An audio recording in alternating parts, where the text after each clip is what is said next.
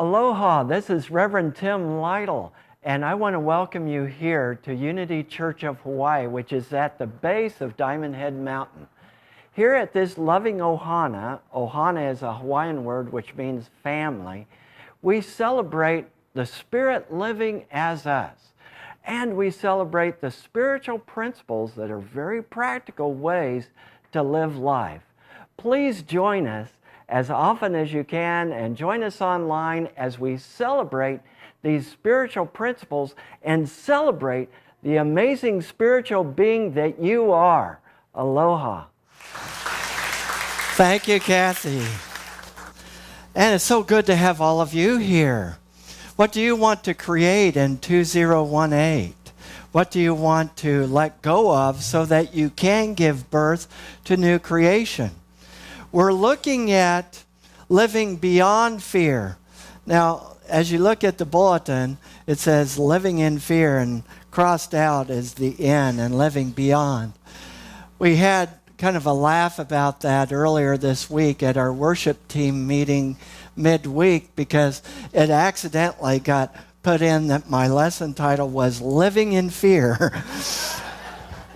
Well, now that's kind of what the world teaches us, is living in fear, how to live in fear. But we're about living beyond fear. That acronym of FEAR stands for false evidence appearing real. False evidence appearing real. Those circumstances in our lives that look very, very real, but actually it's not the real story. It's not the real deal. The real story is the presence of God living forth as us. And that's something amazing and miraculous every moment.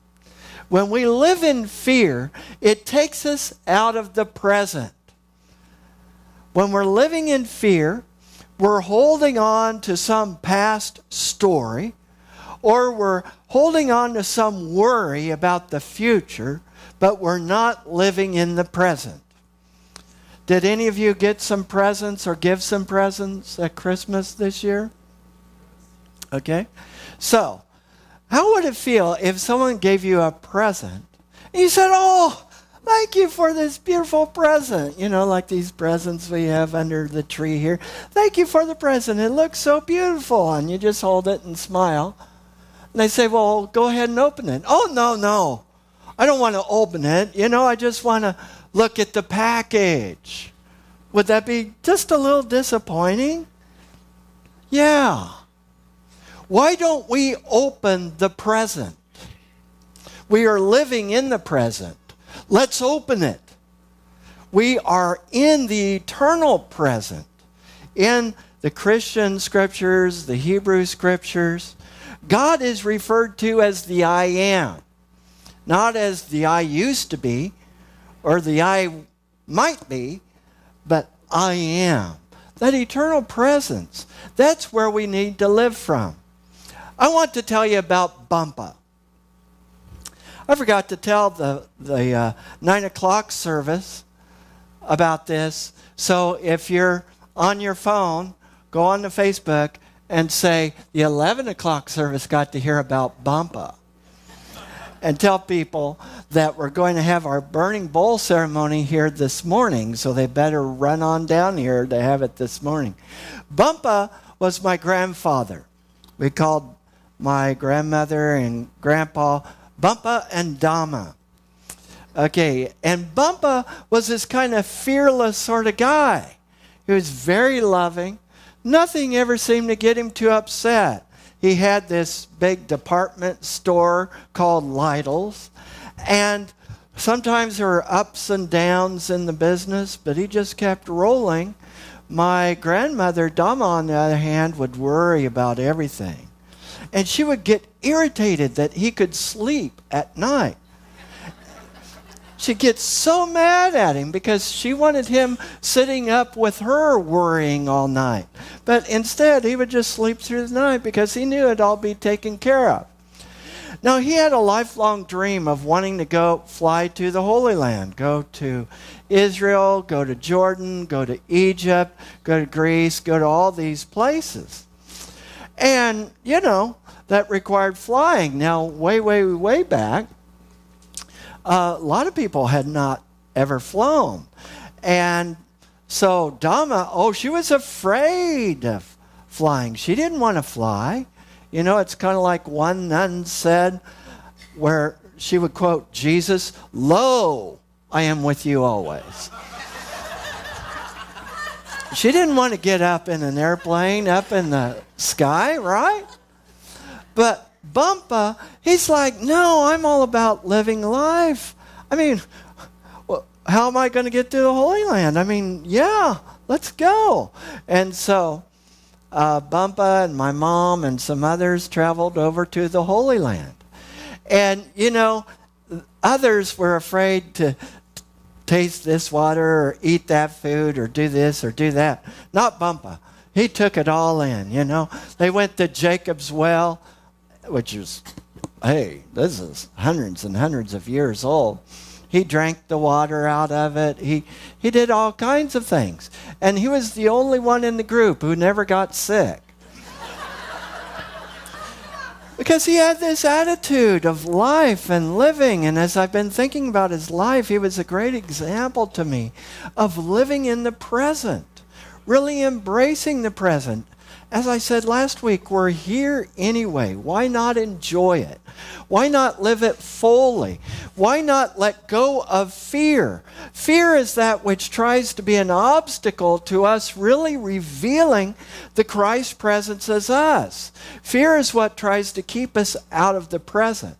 One of the things that helps me to stay in the present is gratitude, being grateful. So, you know, I looked up and I love all of you in Wichita. I love you. I know we have people watching us in Colombia and in Germany and in Switzerland and India and Japan and Wichita, Kansas, and all over the world. I love you all in Wichita. And I do not miss the cold. I'm just saying, I don't miss it. I looked up, you know, the forecast and so forth. And at least one forecaster said that tonight in Wichita, it will be 2 below zero. Now, that's not counting the wind chill factor of the wind and the humidity. It's going to be cold. And when it gets that cold, you know, they issue a winter advisory that if your skin is exposed for more than 5 minutes, it can begin to experience frostbite. And so every year at the hospital, we would have people coming in with frostbite. I don't miss that, I'm telling you. So, as I read that forecast, I thought, I'm going to go to the beach. So,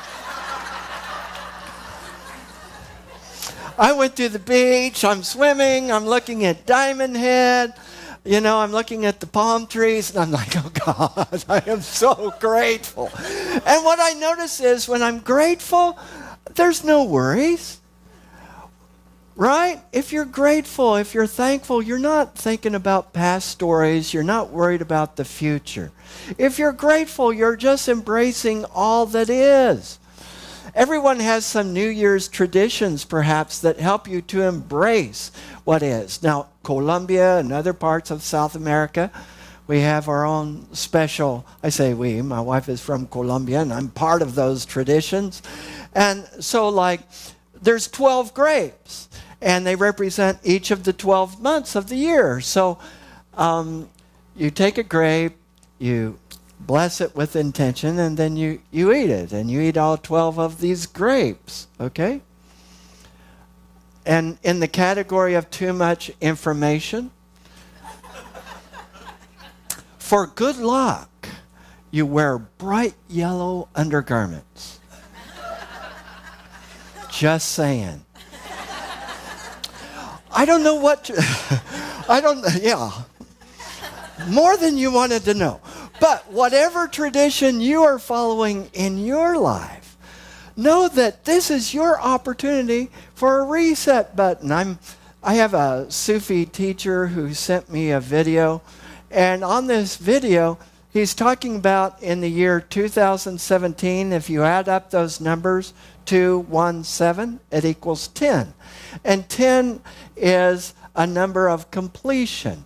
And it's a sign of something emerging that you've been working for 10 years. And I thought, is that true? So I thought over the last 10 years in my life. And about 10 years ago, I was dealing with this movement of spirit that was telling me, hey, guess what? You thought you were done in church ministry. Now, I had been a pastor in the past. I had been a hospital chaplain for a long time. And I thought, I'm not so sure I want to do the church pastor thing anymore. And Spirit started speaking to me and like, giddy up. You ready? That was 10 years ago. So I became an associate minister. Then I became a senior minister. And a couple years ago, Spirit said, hey, you know what? Get ready for another shift. It's all been leading up to this. Get ready for something. I'm like, I'm ready. Yeah, bring it. And God's, okay. So, that's how I got here. It's been a 10-year process. And I really hadn't recognized that until I stopped to think about it. What have you been preparing this last 10 years? What have you been nurturing and developing in your life?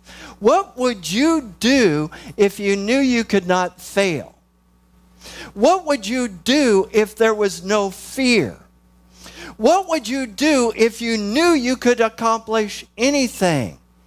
Paul said in Philippians chapter 4, verse 13, I can do all things through the Christ, through the one who strengthens me. All things, Jesus said, are possible to the one who believes. So everything is possible, but it's up to us to believe it, to know it, to live it, to be it. What if you knew you could not fail? That's moving aside false evidence appearing real and getting into the now moment, getting into the I am presence, getting into the present. What would you do if you knew you would succeed? What would you do if you knew you could not fail? What would you do if you had no fear? That's where I want you to operate from, because that is the Christ presence. That is the Christ presence, the eternal present. And so we're going to do something very special here. Did all of you get envelopes or bring envelopes with you with the letters to God and the little slips of paper? There's a little slip of paper on which you can write what you want to let go of, what you want to eliminate. Does anyone here need that? Raise your hand if you need it. Oh, there's hands all over the place. Oh, I love it. See all the hands? I'm having a flashback. It's like being in my church of origin again, where we're blessed and we're raising our hands. Okay, there's hands up here. Okay, right up here at the front. Here at the front. Linda, can you help us over here? All right, right over here. If you need an envelope, and in that envelope is the letter to God and a little piece of paper. Salim, I think someone back there. Okay? And those of you who are watching online, I want to invite you to do this as well. I want you to think of what it is you wish to release. You may want to write it on a piece of paper. I want you to dispose of it in a safe way. Okay? Dispose of it in a safe way and let go. Release that which is standing in your way. It may be the thought that, who am I to think that I can accomplish anything? It may be the thought of, what is it that I can do? I'm just one person. It may be, I don't know, that, oh, I'm just a retired person. Well, get over that. You're not retired, you're refired. You are fired up to do something new this year. It may be because you're in school or whatever. Does being in school mean you can't accomplish what Spirit is leading you to do? In the earlier service, there was a little girl sitting in the back where Lynn is sitting. And I said, does being in school mean you can't accomplish what God is leading you to do? And she shouted out, no! She was zoned in. Release fear. Be that presence of God. Write down on that small piece of paper what it is you wish to release and let go of. And up here we have burning bowls. And I want to tell you also that you can fill out that letter to God. What it is you envision for yourself, your family, for our spiritual community, for our world. You can place that in the God box. We will also have some baskets available where you can place those envelopes, those letters to God, and you can put your return address on there, and we'll mail it back to you in a year so that you can see all the amazing things that have happened. Because your word that is established in your heart brings about your world.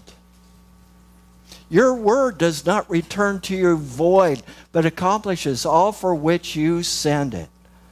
Know that your word has power. Your intention has power. I've been amazed sometimes filling these out, and I've looked at them a year later. Sometimes I forgot what I wrote down. And so many of them came about by establishing that intention. It has power. So have you written down on the small piece of paper what it is you wish to release? Okay, let's start at the back, and you can comment on that. Olga Lucia and I will be over here. Ralph will be over here.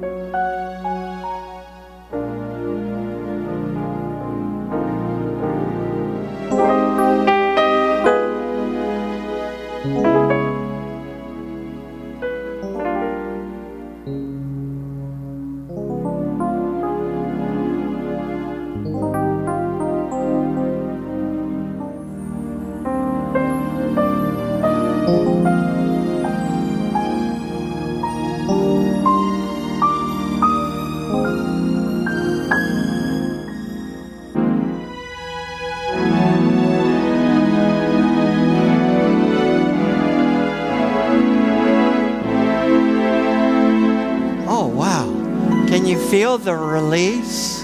I smell freedom. You smell freedom. We've let it go. Several people have come up and said, "Burn, baby, burn." Yeah. Oh, it's awesome. And so if you've written that letter to God, you can turn that into the basket, or we have a God box up here. And we release and know that what you are imaging and knowing for your year is already here. It's already here.